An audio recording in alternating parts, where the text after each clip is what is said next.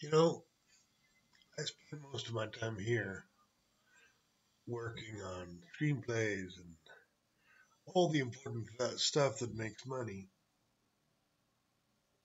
uh, and creates a mediocre of living for my cats and me. Sometimes, sometimes I just kind of like have a cup of coffee and give a shit about life and start surfing through the talk of life's nonsense that I called this new segment of my show. Meanwhile, I'm gonna call it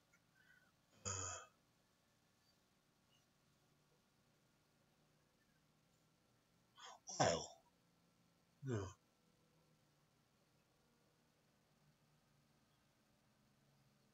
strange. No. Anyways, meanwhile, top US headlines. Uh, Superman 3. I don't know. What's going on, guys? So I wanted to talk a little bit about my cats. Everybody's doing a brand new dance now. Come on, baby, do the locomotion. I know you get to like it if you give it a chance now. Come on, baby, do the locomotion. My little magic is like a good thing. It's easy as the money, your ABC. So come on, do the. Okay, so I wanted to talk about my cat. It's Cynthia.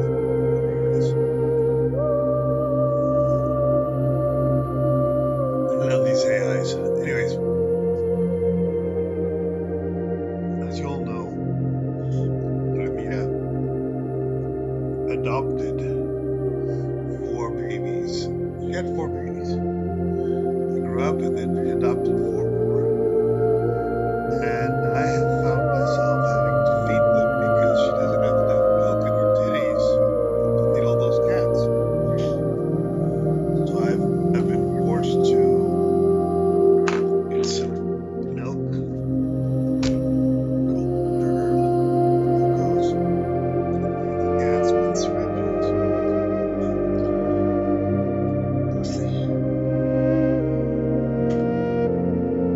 There's a lot of baby crying at night. Usually around 4 in the morning when she comes in to feed. Great disaster happened. Nobody is happy about it. Her original babies are not happy because they don't get all the milk, and the little babies they don't get a lot of chance because they're so small. And she, all the babies throw them out of their titties. Anyways, it's a disaster. So every morning I have to feed the cats. Now, my cat, it's such a unnatural situation. It also represents the problem we're facing with the species.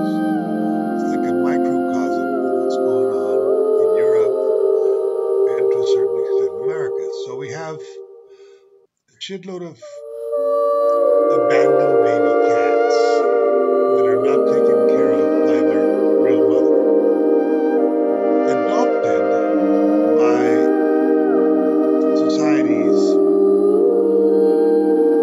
In other words, let me explain to you. Let's say that I'm in the United States, and the Dramira is the Buenos días. Okay, Ramira is the tax money the United States charges their citizens. Hence the milk. And that money is usually used for the babies that are naturally born to Ramira.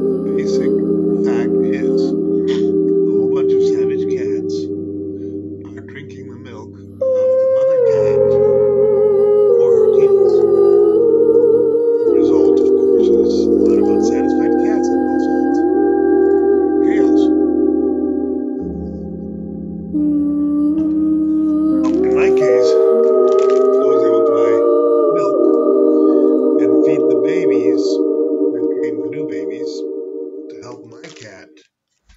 The fact is, we've come here right now. Millions of us lightworkers have incarnated on this planet right now at the same time together. But there is no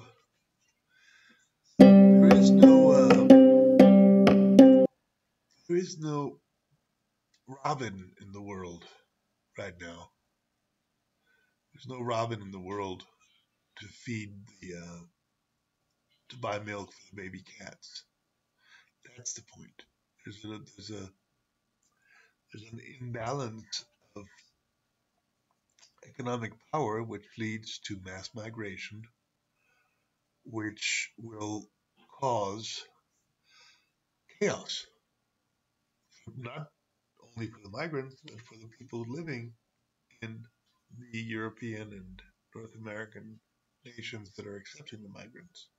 This is what Trump and all the right-wingers are aware of, and the left-wingers, because they have a very different view of the world where they want to share everything with everybody, are not taking into consideration that the people that are coming to draw on those resources are not producing resources. They're not really producing anything. They're labor force, but the resources of one nation, land, cows, milk, are finite. So I'm not saying that I, agree or disagree with the right or the left. I don't really care. I'm more interested in taking care of my cat. But I do see the parallels between what's going on with my cats at a micro level in that little box over there and what's going on with Europe and with the United States, Europe and Africa and the United States and Latin America. It's very evident, whatever the case may be, colonialism, whatever you want to call it, the effect is the same. Chaos. For both sides. Now, we don't have a world central government to buy milk for the cats, so to speak.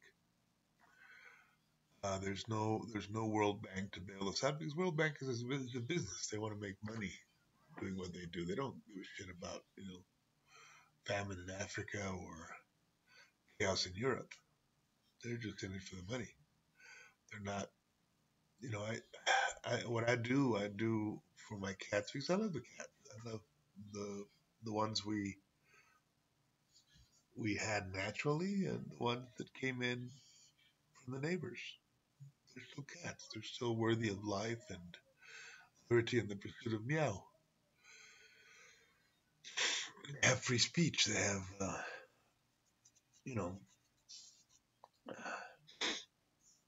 they have whiskas.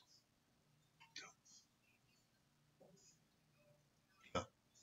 That's the feline dynamic that represents, to a certain extent, what I see as the immigration emergency going on in the United States and Europe. And it looks pretty interesting. Utah, secret caves, giants. Just take a look. This AI tool will take your idea and create a complete book, complete with design, images, layout.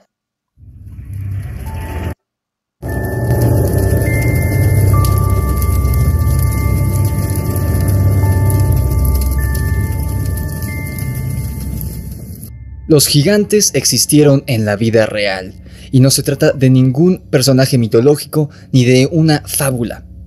Eso lo hemos revisado en este canal en muchísimas ocasiones. Y no lo digo simplemente por decir. Saben que yo no soy de creer cualquier teoría conspirativa sin más ni más.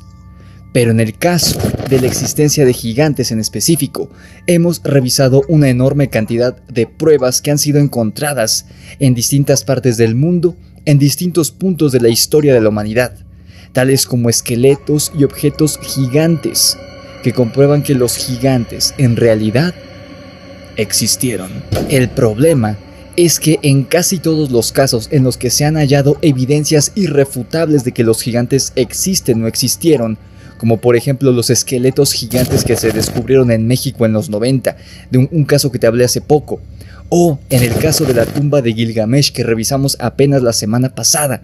En todos esos casos que se han dado tanto en el siglo pasado como en este siglo, alguna autoridad desestima el hallazgo y hace perdedizas las evidencias, ya sean artefactos o, en los casos más impresionantes, estos esqueletos gigantes, destruyendo así toda posibilidad de que se revele la verdad al mundo respecto a la existencia de gigantes.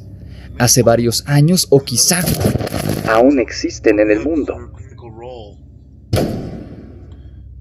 En caso de que seas nuevo en el canal y no sepas de qué casos o de qué evidencias irrefutables te estoy hablando, me refiero a que prácticamente todas las culturas del mundo antiguo, sin importar a qué época, a qué periodo histórico o a qué lugar del We are at a historic moment where you have two roads. One road is Star Trek. It's like, you know, absolute ending all the borders, ending all the nations, becoming one federation, so to speak. I don't know if it's a federation. It could be also, I mean, a republic, maybe, I don't know, a world republic, a kingdom, world kingdom. World kingdom is more plausible, you know, one big boss on top of everybody. But it's probably, you know, a federated kingdom or a Republican kingdom or something. Who the frack knows? And the other option is Armageddon. And there's two groups working towards both sides. Armageddon would not be bad for animals. It would actually be pretty good for nature to recreate a new world. But for humanity itself, it would be another reset, another, you know, failed experiment. Still not going on to the stars to become real.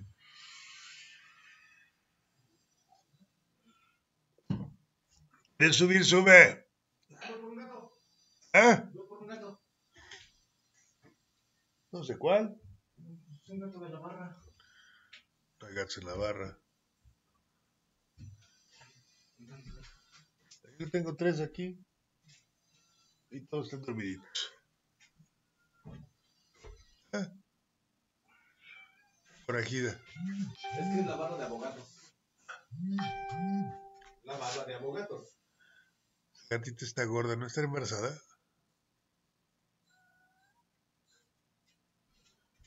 Miau.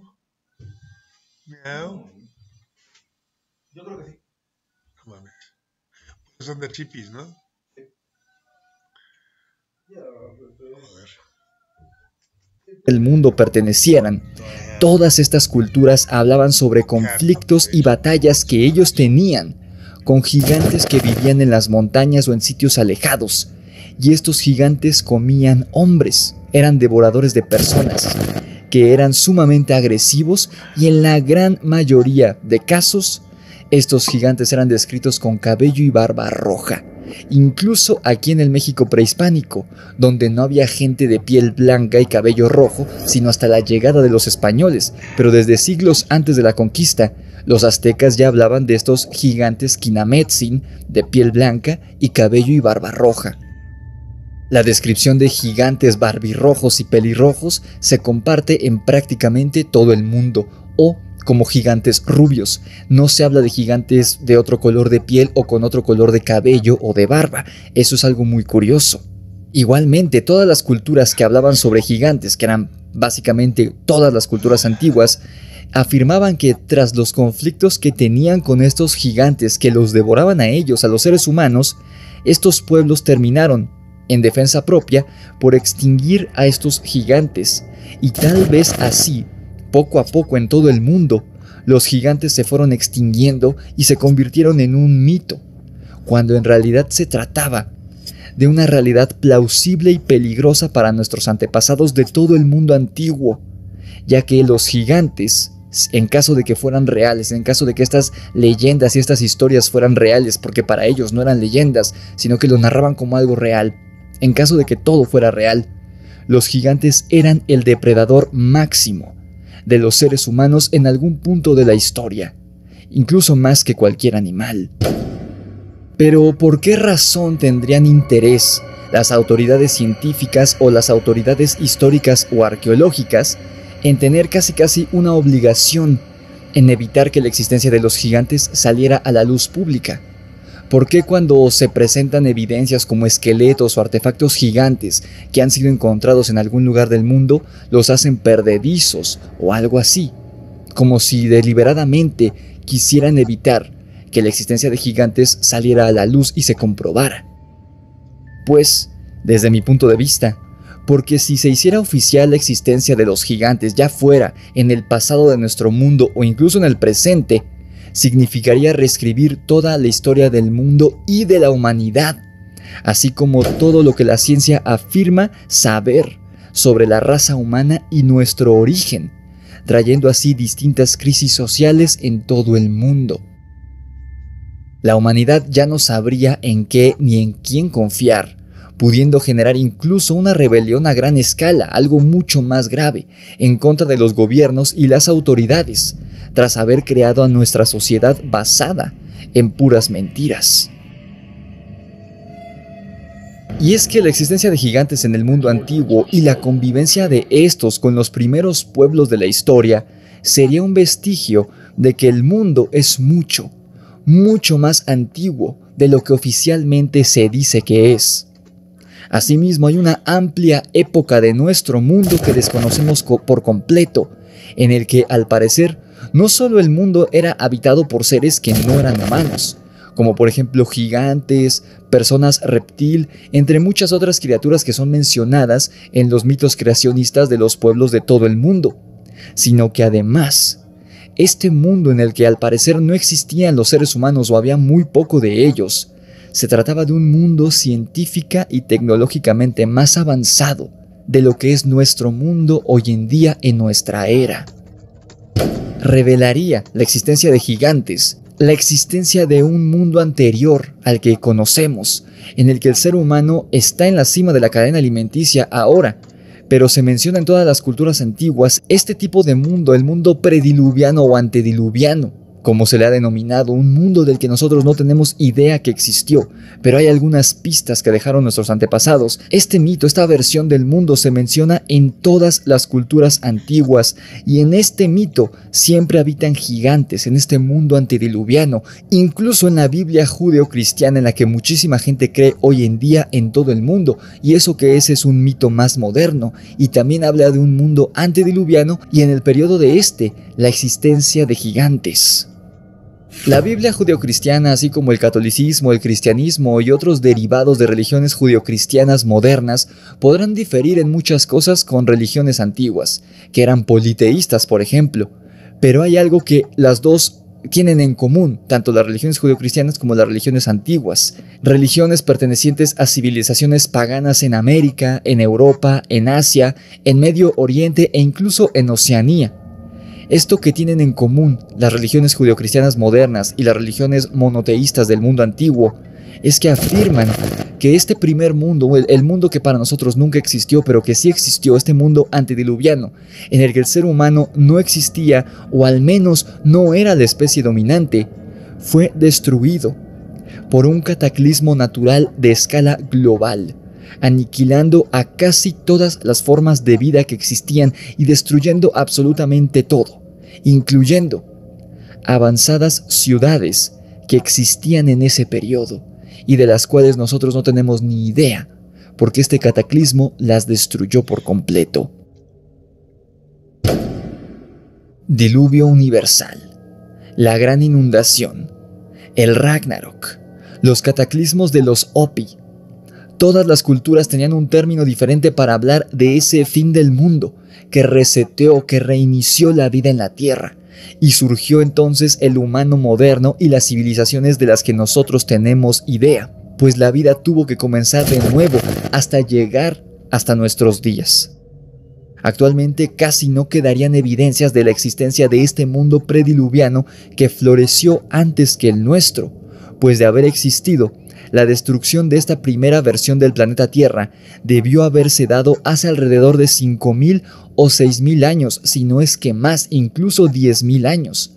Pues este mundo antediluviano del cual nosotros no tenemos idea ni ninguna evidencia fehaciente de que existió, debió haber ocurrido antes de... Es que ese pinche humano nos está poniendo voz de la pulga. surgimiento de Sumeria. De hecho, el surgimiento de la cultura sumeria y con ello el surgimiento, o en este caso el resurgimiento de la civilización humana, habría sido esa nueva partida en el videojuego que es la vida, tras el inminente Game Over que había destruido todo, obligando al planeta y a sus formas de vida que sobrevivieron a este cataclismo global a iniciar de cero.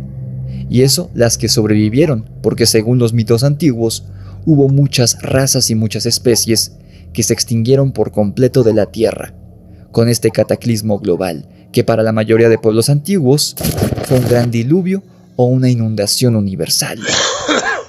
Ahora entiendes por qué alguien querría ocultar la existencia de los gigantes en el mundo, para, en el mejor de los casos, no tener que reescribir la historia que la ciencia ha descrito del mundo hasta nuestros días, y así, a su vez, no tener que confesar que se equivocaron durante tantos años.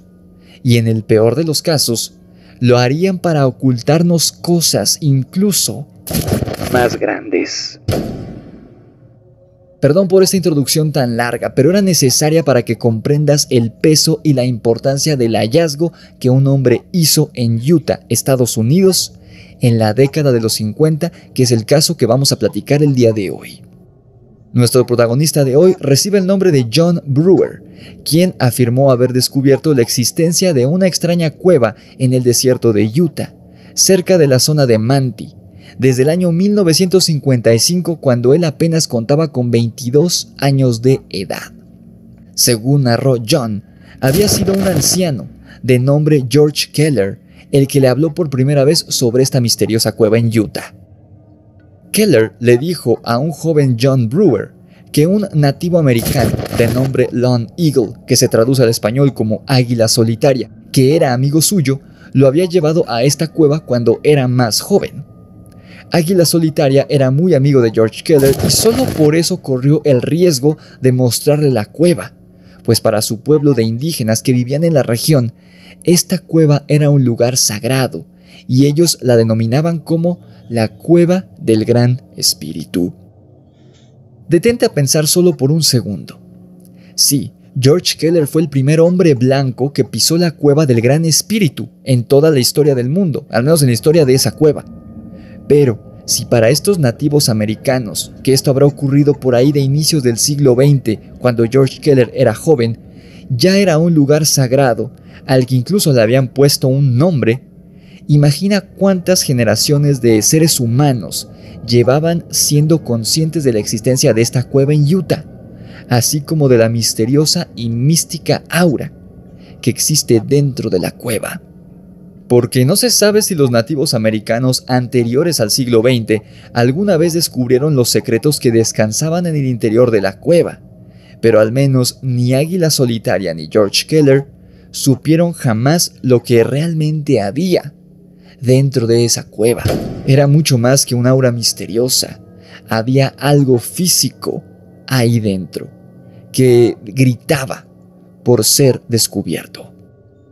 Pasaron varias décadas y en los 50, siendo ya George Keller un anciano, le reveló la ubicación y la existencia de la Cueva del Gran Espíritu a nuestro amigo John Brewer, que entonces, como te dije antes, tenía 22 años de edad. Brewer tenía una afición que era, y de hecho es algo común entre algunos estadounidenses que viven en zonas en donde habitaron tribus de indígenas nativos americanos. Este pasatiempos que tenía John Brewer, esta afición, era coleccionar puntas de flecha antiguas.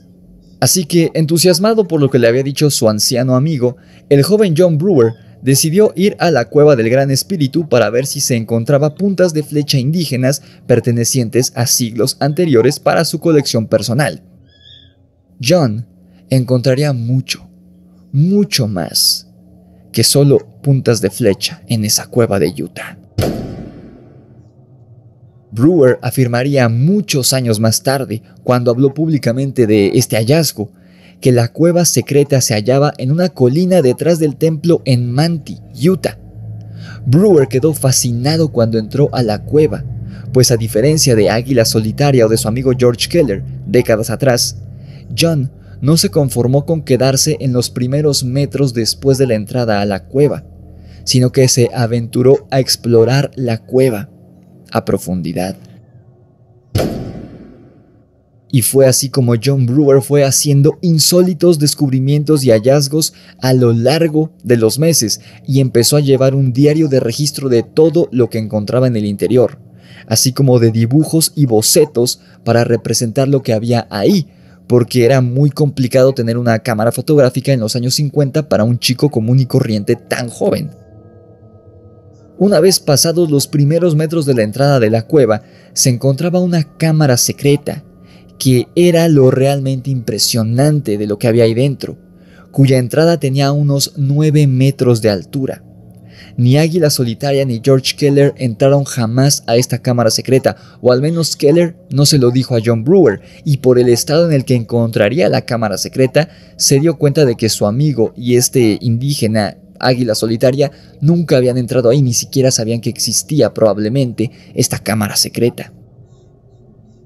Al pasar por el umbral de la entrada había 5 escalones, pero había que ser cuidadoso, porque al final del último escalón no había suelo firme, sino una trampa, un agujero, una fosa de profundidad desconocida, para que cualquier intruso que entrara en la oscuridad de esa cueva cayera dentro de esa fosa y jamás pudiera salir para hablarle a nadie de la existencia de esa cueva y de lo que había más allá, de este umbral de 9 metros de altura. Mira, ¿qué haces? Esta fosa estaba rodeada por una especie de pasaje lateral oculto. Ese era el verdadero camino correcto. Una vez pasado el corredor secreto, se llegaba a la cámara, la cual no era muy grande. Tenía forma cuadrada con una saliente en forma de un corredor transversal al fondo que le daba forma de T a la cámara. Lo primero que Brewer halló ahí dentro fue lo que había entrado buscando: puntas de flecha antiguas, así como algunos objetos de cerámica que no tenían mucha importancia realmente. Pero, tras explorar y husmear otro rato en la cámara, halló algo mucho más interesante. Lo que encontró John Brewer en esa cámara secreta dentro de la cueva del Gran Espíritu era una especie de encuadernado, cuyas hojas no eran de papel, sino placas de cobre, de 5.7 centímetros de ancho por 8.3 centímetros de alto y 10.2 centímetros de grosor tenía en total ese encuadernado. Las láminas de cobre estaban protegidas por una especie de funda de barro, la cual Brewer retiró con cuidado para poder desvelar los secretos que contenían esas láminas, esas tablillas de cobre. Lo que tenían talladas sobre toda su superficie, todas y cada una de esas tablillas,